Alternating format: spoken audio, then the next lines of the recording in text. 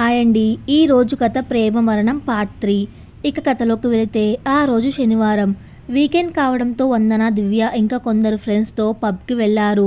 కొంతమంది డ్యాన్స్ చేస్తుంటే కొందరు టేబుల్ దగ్గర కూర్చొని మ్యూజిక్ వింటూ వైన్ తాగుతూ ఎంజాయ్ చేస్తున్నారు. వందన, దివ్య ఇద్దరు డైకోక్ తాగుతూ మ్యూజిక్ వింటూ అందరినీ చూస్తూ ఏదో మాట్లాడుకుంటూ నవ్వుకుంటున్నారు. ఇంతలో హాయ్ అంటూ పలకరింపు వినపడడంతో ఇద్దరు అటువైపు చూశారు.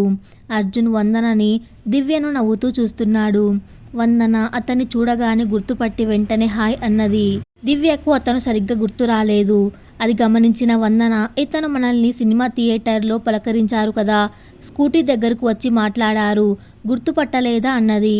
దివ్యకు ఆ సంఘటన గుర్తుంది, కానీ అతనే ఇతను అని గుర్తుకు రాలేదు. అందుకే అర్జున్ని చూస్తూ ఐఎమ్ సారీ, గుర్తుపట్టలేదు అన్నది. ఇట్స్ ఓకే, మీరు గుర్తుపట్టలేదు అంటే ఆశ్చర్యపోలేదు, కానీ ఈ మేడం నన్ను గుర్తుపట్టారే, ఇది ఇంకా ఆశ్చర్యంగా ఉంది అన్నాడు. దివ్య కూడా అవును నిజమే అంటూ వందనను చూసి నువ్వు ఈజీగా గుర్తుపట్టావే అన్నది. వందన నవ్వుతూ కూర్చోండి అంటూ సీట్ చూపించడంతో అతను కూడా వారితో పాటు కూర్చున్నాడు. మీరు ఒక్కరే వచ్చారా పబ్కి అన్నది వందన. లేదు, ఫ్రెండ్తో వచ్చాను. వాడికి డ్యాన్స్ చేయడం ఇష్టం, సో వాడు డ్యాన్స్ ఫ్లోర్పై ఉన్నాడు. నాకు చూస్తూ మ్యూజిక్ వినడం ఇష్టం, అందుకే ఇలా వచ్చాను అన్నాడు. హో, మీరు కూడా మాలాగే అన్నది Divya. By the by, I'm Arjun, working as a freelance journalist అన్నాడు. హో, మీరు జర్నలిస్టా అన్నది వందన. అవును, మీరు? ఐఎమ్ వందన, షీఈస్ దివ్య, ఇద్దరం నిత్య సొల్యూషన్స్లో వర్క్ చేస్తుంటాం అన్నది. దివ్య వందన వైపు విస్మయంగా చూస్తుంది. వందన ఒక అబ్బాయితో నవ్వుతూ మాట్లాడడం, అది కూడా అతనితో ఇంతసేపు మాట్లాడటం అంతా కొత్తగా అనిపించింది దివ్యకు. వందన, మీరు ఇక్కడికి రెగ్యులర్గా వస్తుంటారా అని అడిగింది. లేదు, అప్పుడప్పుడు వస్తుంటాను. అది కూడా అదిగో వస్తున్నాడు చూడండి, వీడు రమ్మని చావగొట్టేస్తూ ఉంటాడు, వీడు కోసం తప్పదు వస్తుంటాను అంటూ అప్పుడే అక్కడికి వచ్చిన ప్రదీప్ను పరిచయం చేశాడు. ఇతను ప్రదీప్, నా బెస్ట్ ఫ్రెండ్. ఏం చేసినా ఇద్దరం కలిసే చేస్తుంటాం, ఇద్దరం ఒకే ఛానల్కి వర్క్ చేస్తున్నాం అన్నాడు. ప్రదీప్ హాయ్ అన్నాడు. హాయ్, ఐఎమ్ వందన అన్నది. దివ్యకి కూడా హాయ్ చెప్పడంతో అందరూ ఒకే చోట కూర్చొని మాట్లాడుకున్నారు కొంచెం సేపు. ఆ రోజు థియేటర్లో కూడా నాతో పాటు వీడు కూడా ఉన్నాడు, బట్ మిమ్మల్ని గమనించలేదులేండి. మీరు వెళ్ళాక విషయం చెప్పాను, అలా మీరు మా ఇద్దరికి తెలుసు అన్నాడు. ఓ ఓకే అన్నది. ఇంతలో ప్రదీప్, రే అర్జున్ రారా త్వరగా అంటూ సారీ అండి, అర్జెంట్ వర్క్ ఉంది, బాయ్ అంటూ అతన్ని లాక్కెళ్ళాడు. అర్జున్ వాళ్ళకి బాయ్ చెప్పి అతని వెనకే వెళ్ళిపోయాడు. అంత హఠాత్తుగా వెళ్ళిపోవడం దివ్యకు, వందనకి కూడా అయోమయంగా అనిపించింది. ఇద్దరు అలా వెళ్ళిపోవడంతో దివ్య వందనను చూస్తూ ఏంటే, ఎవరితోనూ మాట్లాడవు కదా, అతనితో ఏంటి అంత స్పెషల్గా పరిచయం చేసుకున్నావు అన్నది. అర్జున్ని ఫస్ట్ టైం కలిసినప్పుడు అతను కూడా అందరిలా అమ్మాయిలతో పరిచయం పెంచుకోవడానికి మాటలు కలుపుతున్నాడేమో అనుకున్నా దివ్య. కానీ అతన్ని మొన్న 2 నెలల క్రితం ట్రాఫిక్లో చూసా అంటూ ఆమె చూసిన ఇన్సిడెంట్ వివరించింది. అప్పుడే అర్థమైంది ఇతను కొంచెం మంచివాడే అని.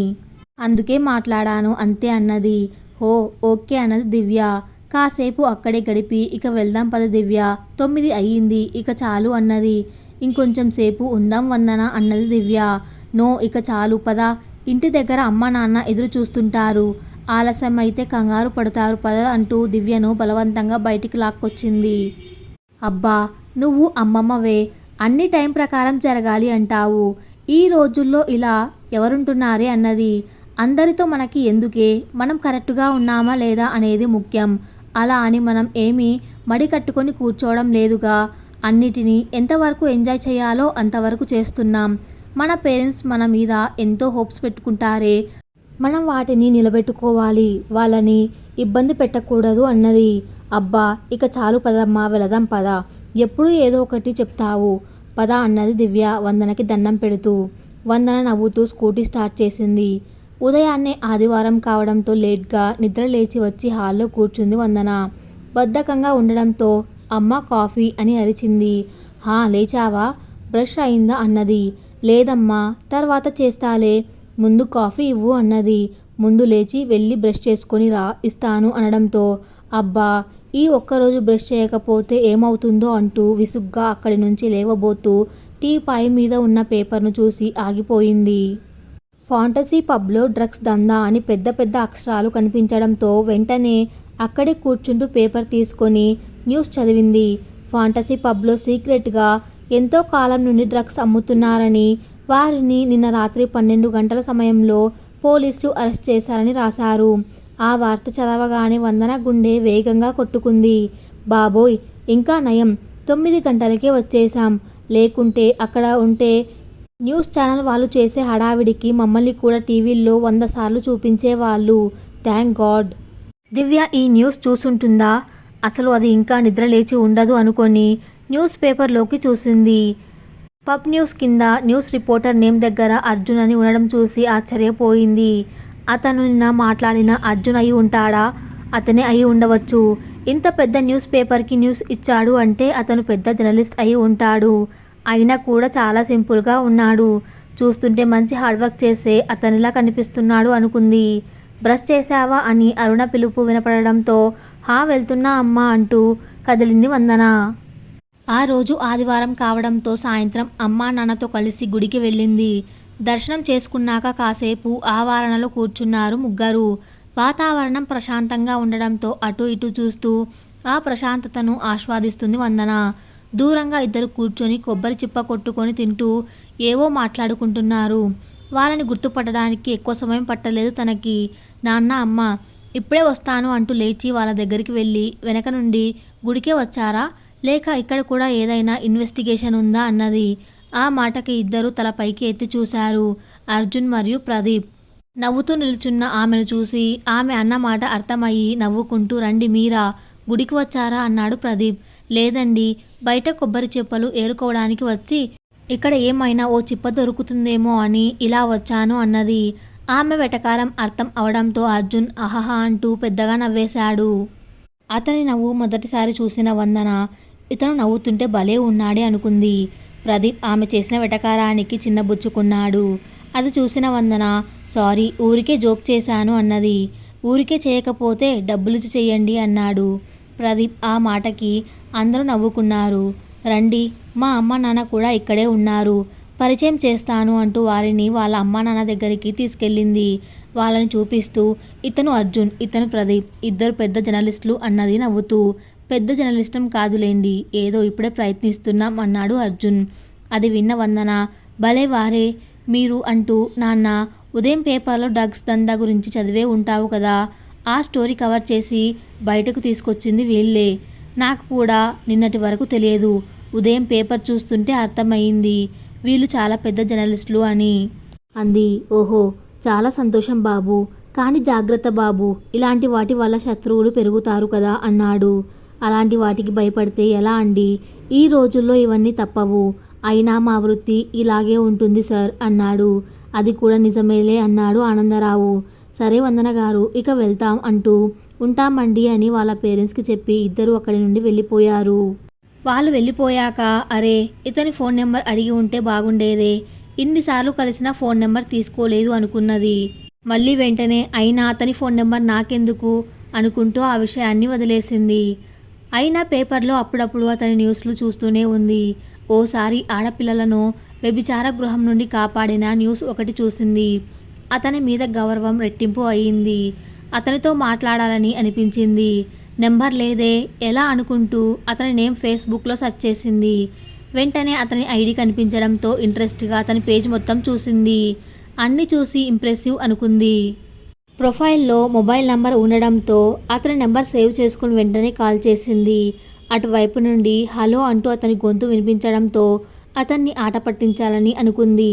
అతను లిఫ్ట్ చేయగానే హలో అర్జున్ గారు, నేను మీ అభిమానిని అండి, మీరంటే నాకు చాలా చాలా ఇష్టం, మిమ్మల్ని కలిసి ఒక ఆటోగ్రాఫ్ తీసుకోవాలి, మీ అడ్రస్ చెప్పరా ప్లీజ్ అని అడిగింది. ఎవరో కావాలని చేస్తున్నారని అర్థమైన అర్జున్కి గొంతు కూడా చిరపరిచితమైన దానిలా అనిపించడంతో మీరు ఎవరో తెలియదు కానీ నేను జర్నలిస్ట్ అని మర్చిపోతున్నారు మీరు, మిమ్మల్ని కనిపెట్టడం నాకు కష్టం కాదని గుర్తుంచుకోండి అన్నాడు. వెంటనే వందన వద్దులేండి అంత ఇన్వెస్టిగేషన్లు, నేనే చెప్పేస్తాను, నేను వందన అన్నది నవ్వుతూ. వందన గారు మీరా, ఏంటి సర్ప్రైజ్, మీలో ఈ యాంగిల్ కూడా ఉందా అన్నాడు. ఊరికే మిమ్మల్ని కాసేపు ఆట పట్టిద్దాం అనుకున్నాను, కానీ మీరు నన్ను ముందే బెదిరించేశారు అన్నది. హహహ, మీరు అని తెలిస్తే బెదిరించే వాడిని కాదులేండి అన్నాడు. అది సరే, ఏంటి సడన్ కాల్, నా నెంబర్ ఎలా దొరికింది అన్నాడు. మీరే కాదు నేను కూడా ఇన్వెస్టిగేషన్ చేయగలను. అలానే సంపాదించాను మీ నెంబర్ని అన్నది. ఓ అవునా, లేడీ డిటెక్టివ్నా మీరు అన్నాడు. లేదులేండి, ఈ హైటెక్ యుగంలో నెంబర్ కావాలంటే ఎంతసేపు, మీ ఫేస్బుక్లో చూసి కాల్ చేస్తున్నా అన్నది. ఓ ఓకే, చెప్పండి ఏంటి విషయం వందన గారు. ఏమీ లేదండి, ఈరోజు పేపర్లో మీ అడ్వెంచర్ చూశాను. అదే ఆడపిల్లల్ని సేవ్ చేసిన మ్యాటర్. అందుకే కంగ్రాట్స్ చెప్దామని చేశాను. హార్ట్ఫుల్గా మిమ్మల్ని అభినందిస్తున్నాను అన్నది. ఓ థ్యాంక్స్, మీరు అభినందించారు అంటే చాలా పెద్ద విషయమే ఇది అన్నాడు. అదేం ఏమీ లేదు, మీరు మామూలుగా మాట్లాడడానికే మనుషుల్ని 100 సార్లు చెక్ చేస్తారు కదా అన్నాడు. అలా ఎందుకు అనిపించింది మీకు అన్నది. చూశానుగా ఆ రోజు థియేటర్లో అన్నాడు నవ్వుతూ. ఓహో, మీరు ఇంకా మర్చిపోలేదా ఆ విషయం అన్నది. ఊరికే సరదాకి అన్నాలేండి అనడంతో ఓకే అన్నది. ఇద్దరి మధ్య కొంచెం సేపు మౌనం. సాయంత్రం కాఫీకి కలవచ్చా అన్నాడు అర్జున్. అనుకోని ఆ ప్రశ్నకి సమాధానం ఏం చెప్పాలో అర్థం కాలేదు. వెంటనే అతను పర్లేదండి, ఫ్రీగా ఉంటే కాసేపు కలిసి మాట్లాడితే బాగుంటుంది అనిపించి అడిగాను. తప్పుగా అనిపిస్తే సారీ, అలా అడిగినందుకు అన్నాడు. అలా ఏమీ లేదు అంటూ సర్లేండి కలుద్దాం, ఈవినింగ్ ఆఫీస్ అయిపోయాక కాల్ చేస్తాను అన్నది. ఓకే వెయిట్ చేస్తుంటాను, థ్యాంక్ యూ అన్నాడు. ఇట్స్ ఓకే బాయ్ అన్నది. బాయ్ అని ఫోన్ పెట్టేశాడు.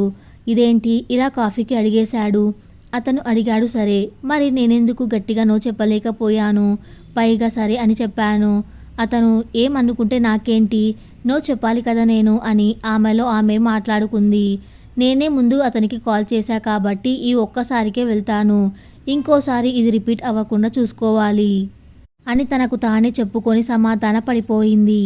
ఆఫీస్ 5 గంటలకి అయిపోవడంతో దివ్య వందన దగ్గరకు వచ్చింది. దివ్య కూర్చో, ఒక విషయం చెప్పాలి అన్నది.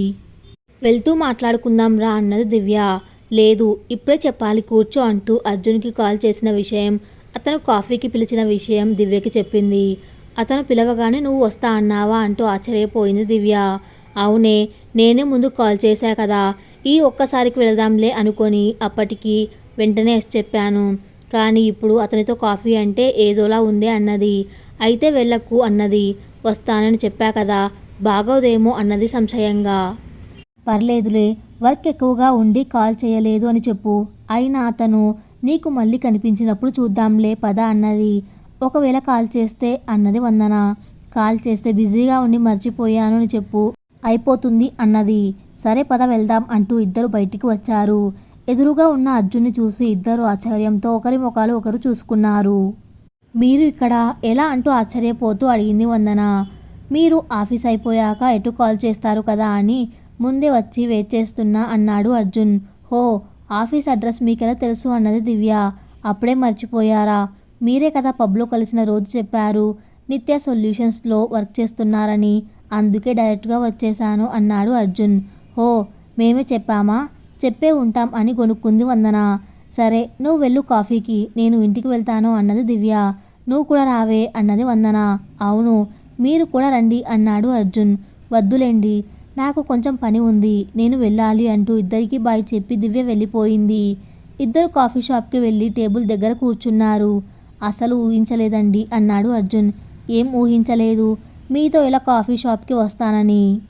ఓ, ఇందులో ఏముంది, కాఫీకే కదా అన్నది. అది పెద్ద విషయం ఏమీ కాదన్నట్లు మామూలుగా ఉండడానికి ప్రయత్నిస్తూ లోపల చాలా టెన్షన్ పడుతుంది. తనకు కూడా ఒక అబ్బాయితో ఇలా కాఫీకి రావడం చాలా కొత్తగా ఉంది. ఇద్దరు మాట్లాడుకుంటూ ఒకరి ఇష్టాయిష్టాలు ఇంకొకరు తెలుసుకునే ప్రయత్నం చేశారు. వందన పుస్తకాల పురుగు, ఎక్కువ బుక్స్ చదవడానికి ఇష్టపడుతుంది. అర్జున్కి ట్రావెలింగ్ ఇష్టం, ఎక్కువ కొత్త ప్రదేశాలు తిరగడానికి ఇష్టపడతాడు. అర్జున్ తల్లిదండ్రుల గురించి అడిగింది. చిన్నప్పుడే తల్లిదండ్రులు చనిపోవడంతో అనాథాశ్రమంలో పెరిగానని, అక్కడి నుండి ప్రదీప్ తనకు ఫ్రెండ్గా ఉన్నాడని, అమ్మ అయినా నాన్న అయినా ఫ్రెండ్ అయినా తన లైఫ్లో ఏ విషయం అయినా వాడే ముందు ఉంటాడు అని చెప్పాడు. వందన తాను అమ్మా నాన్న మాట ఇంతవరకు దాటలేదని, వాళ్ళ తర్వాతే ఎవరైనా అని చెప్పింది. 10th వరకు అనాథాశ్రమం వాళ్ళు చదివించారని, ఆ పైన ఆ పని ఈ పని చేసుకుంటూ డిస్టెన్స్లో చదువుకున్నామని చెప్పాడు. అతని లైఫ్ గురించి తెలిసాక అతనిపై మరింత గౌరవం పెరిగింది వందనకు. కాసేపు మాట్లాడుకొని ఇద్దరు బాయ్ చెప్పుకొని వెళ్ళిపోయారు. రోజులు గడుస్తున్నాయి. వందన అర్జున్ ఇద్దరు బాగా దగ్గరయ్యారు. ఏం చేయాలన్నా ఎక్కడికి వెళ్తున్నా ఒకరికి తెలియకుండా ఇంకొకరు చేయడం లేదు. అర్జున్ అనుకోకుండా తన లైఫ్లోకి వచ్చిన వందన పైన ఆరాధన పెంచుకున్నాడు. వందనకు అతను ఏం చేసినా నచ్చుతుంది. అతను చూపించే ప్రేమ, శ్రద్ధ అన్నీ చాలా బాగా నచ్చాయి. ఫిబ్రవరి నెల ప్రేమికుల రోజు వస్తుంది. ఆ రోజు స్పెషల్గా వందనకు ప్రపోజ్ చేయాలని ప్లాన్ చేసుకుంటున్నాడు అర్జున్. ఎలా ప్రపోజ్ చేయాలా అని ప్రదీప్ని సలహాలు అడుగుతున్నాడు. ఏం చెప్పినా ఇంకా కొత్తగా అంటూ అతన్ని విసిగిస్తున్నాడు. కొత్తగా కావాలంటే ఆ అమ్మాయిని వాళ్ళ పేరెంట్స్ ముందే ప్రపోజ్ చేయరా, ప్రేమతో పాటు పెళ్ళి కూడా అయిపోతుంది ఒకేసారి అన్నాడు నవ్వుతూ. ఇదేదో బాగుందిరా అన్నాడు. ఒరేయ్, నేనేదో జోక్గా అన్నాను. అలా చేస్తే ప్రేమ పెళ్ళి రెండూ ఒకేసారి ఎగిరిపోతాయిరా బాబు, అలా చేయకు అన్నాడు.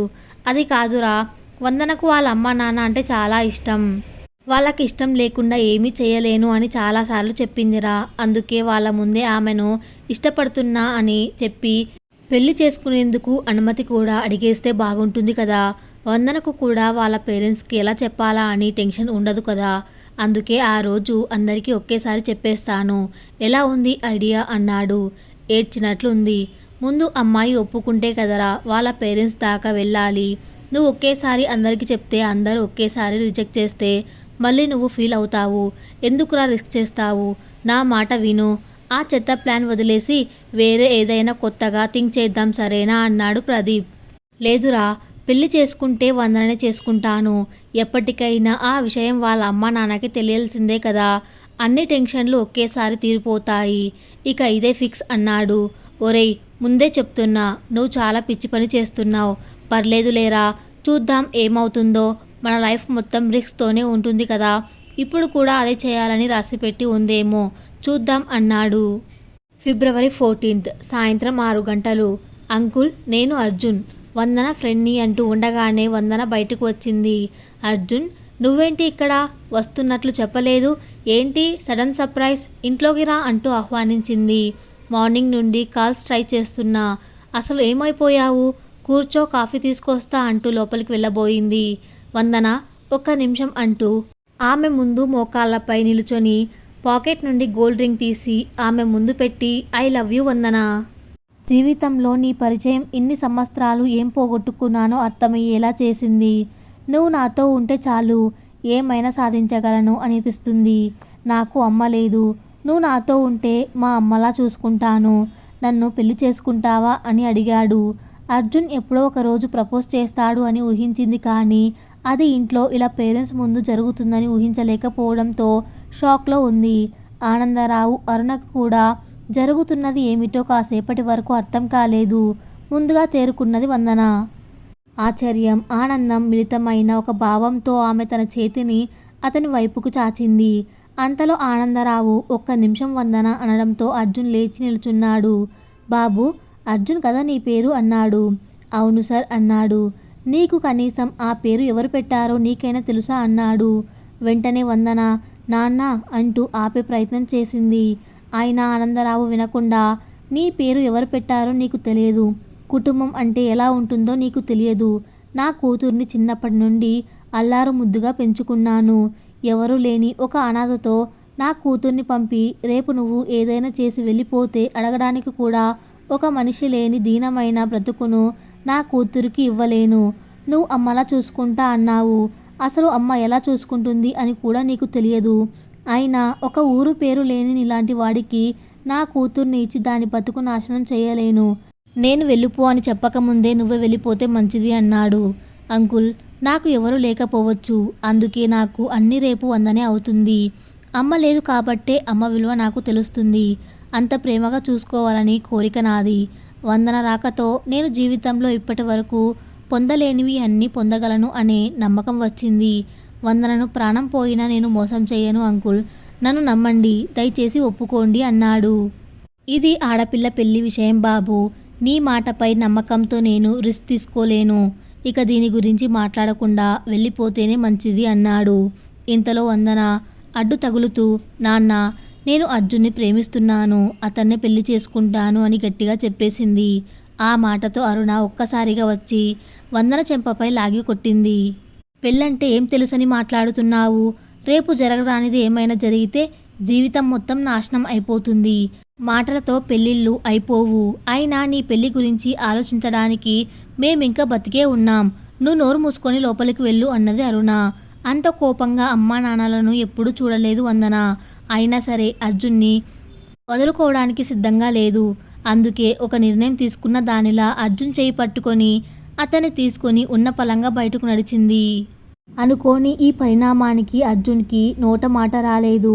వందన తనను ఇంతగా ఇష్టపడుతుందని ఎప్పుడూ అనుకోలేదు. తన ప్రేమ సఫలం అయినందుకు ఒక పక్క ఆనందంగా ఉన్న వందన తల్లిదండ్రులు దూరం అయినందుకు బాధపడ్డాడు.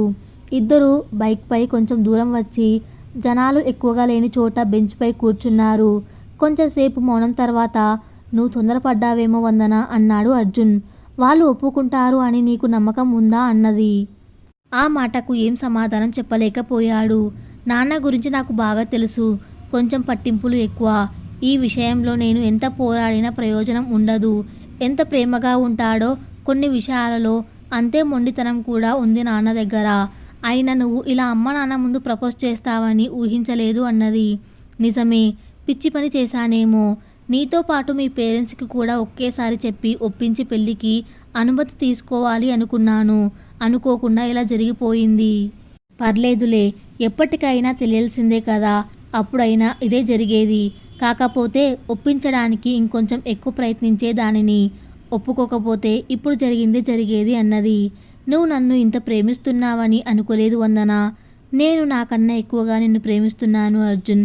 నీపై నాకు ఎనలేని నమ్మకం ఉంది. పెళ్లి చేసుకొని ఒక బాబో పాపో పుడితే అమ్మా నాన్న కూడా కలిసిపోతారు. నువ్వు కంగారు పడకు. వాళ్ళకి నేను ఒక్కదాన్నే కూతుర్ని కదా. ఎప్పటికైనా వాళ్ళు ఒప్పుకుంటారు. నేను అనాథని వందన. మీ అమ్మా నాన్న అలా అడగడంలో తప్పు లేదు. ఏ ఆడపిల్ల తల్లిదండ్రులు అయినా అలాగే ఆలోచిస్తారు. మనం వాళ్ళని ఒప్పించే పెళ్లి చేసుకుంటే మనకి ఒక ఫ్యామిలీ ఉంటుంది వందన. లేకపోతే రేపు మన పిల్లలకి కూడా అమ్మమ్మ తాతయ్య అని ఎవ్వరూ లేకుండా పెరుగుతారు. అది నాకు ఇష్టం లేదు అన్నాడు అర్జున్. సరే, కొన్ని రోజుల తర్వాత ఇద్దరం మళ్ళీ ఒకసారి వెళ్ళి ప్రయత్నిద్దాం సరేనా? ఇప్పుడే వెళ్దాం అన్నాడు. ఇప్పుడు కోపంలో ఉంటారు. వెనక్కి వెళ్ళినా రానివ్వకుండా మనం బాధపడేలా ఏదో ఒకటి అంటారు అర్జున్. కొన్ని రోజులకు ఆ కోపం తగ్గుతుంది. అప్పుడు ట్రై చేద్దాం. సరే, అప్పటి వరకు ఎప్పటికైనా నీతోనే ఉండేదాన్ని కదా. ఇప్పటి నుండే ఉంటే నీకు ఇబ్బందా? చా, నాకేం ఇబ్బంది. నువ్వు ఇప్పుడు నా దానివి. కానీ పెళ్ళి కాకుండా అంటే నలుగురు నాలుగు రకాలుగా అనుకుంటారు కదా అని ఆలోచిస్తున్నా. నా గురించి ఏమనుకున్నా పర్వాలేదు. నీ గురించి చెడ్డ పేరు రానివ్వను అన్నాడు అర్జున్. ఒక వారం దివ్య ఇంట్లో ఉండు. తర్వాత మీ అమ్మ నాన్నతో మాట్లాడదాం సరేనా అన్నాడు. సరే, నీ ఇష్టం అన్నది. దివ్యకి ఫోన్ చేసి చెప్పు అనడంతో దివ్యకి కాల్ చేసి జరిగిన విషయం చెప్పింది. సరే, నువ్వు ఇంటికి రా అన్నది దివ్య. ఐ లవ్ యూ వందన. ఈరోజు నువ్వు చూపించిన నమ్మకం, ప్రేమ నేను జీవితాంతం నిలబెట్టుకుంటానని నీకు మాట ఇస్తున్నా అంటూ ఆమె చేతిని ముద్దాడాడు. వందన నవ్వుతూ సిగ్గుపడింది. అమ్మా, వందన వచ్చినప్పుడు ఏమీ మాట్లాడొద్దు ప్లీజ్ అన్నది దివ్య. ఏం మాట్లాడకుండా ఎలా ఉంటాం? అయినా ఇలా ఇల్లు వదిలిపెట్టి రావడం ఏంటి? ఇప్పుడు వచ్చిన అతని కోసం చిన్నప్పటి నుండి అంత ప్రేమగా చూసుకున్న తల్లిదండ్రుల్ని వదిలేస్తుందా? ఇంత తెలిసి మాట్లాడకుండా ఎలా ఉంటాం? అమ్మ కోపం చూసి మాట్లాడకుండా వాళ్ళ నాన్న పక్కకి చేరి, నాన్న నువ్వైనా చెప్పు. అయినా వందన గురించి చిన్నప్పటి నుండి చూస్తున్నారు. మీకు తెలియదా? ఒక వయసు వచ్చాక పిల్లలకి కూడా అన్నీ తెలుస్తాయి కదా. వాళ్ళ అభిప్రాయాలకు కూడా విలువ ఇవ్వాలి కదా నాన్న. అయినా అది ఇప్పటికిప్పుడు పెళ్లి చేసుకోవడం లేదు. మళ్ళీ వాళ్ళ అమ్మా నాన్నని ఒప్పించడానికి ప్రయత్నించాలని అనుకుంటున్నారు కదా. ఆ అబ్బాయి అంత చెడ్డవాడు అయితే వాళ్ళ పేరెంట్స్ గురించి ఎందుకు ఆలోచిస్తాడు? వాళ్ళని ఒప్పించే పెళ్లి చేసుకుందాం అని ఎందుకు అంటాడు? చక్కగా వందని పెళ్లి చేసుకొని హాయిగా ఉండొచ్చు. ఇద్దరికి మంచి జాబ్లు ఉన్నాయి. అయినా సరే వాళ్ళు వాళ్ళ స్వార్థం చూసుకోలేదు. మళ్ళీ ప్రయత్నించాలి అనుకుంటున్నారు. అది అర్థం చేసుకోవాలి కదా అన్నది దివ్య. ఆ మాటలు విని దివ్య నాన్న కూడా నిజమే అని తల ఊపి అతని భార్య వైపు చూసి సరే అనమని తల ఊపాడు. అది చూసిన దివ్య వాళ్ళ అమ్మగారు కూడా కొంచెం ఆలోచనగా సర్లే నేనేం అనను రానివ్వులే అన్నది. వెంటనే దివ్య లేచి వాళ్ళమ్మని కౌగిలించుకొని మా మంచి అమ్మ అంటూ ముద్దు పెట్టింది. మీ అమ్మ ఒక్కటేనా మంచిది, నేను కాదా అని వాళ్ళ నాన్న అనడంతో అయ్యో డాడీ నువ్వు అందరికన్నా చాలా మంచివాడివి అంటూ అతన్ని గట్టిగా కౌగిలించుకుంది. ఇంతలో బయట బండి వచ్చిన శబ్దం వినిపించింది. కథ ఇంకా ఉంది. అది నెక్స్ట్ పార్ట్‌లో కొనసాగించబడుతుంది. Thanks for listening.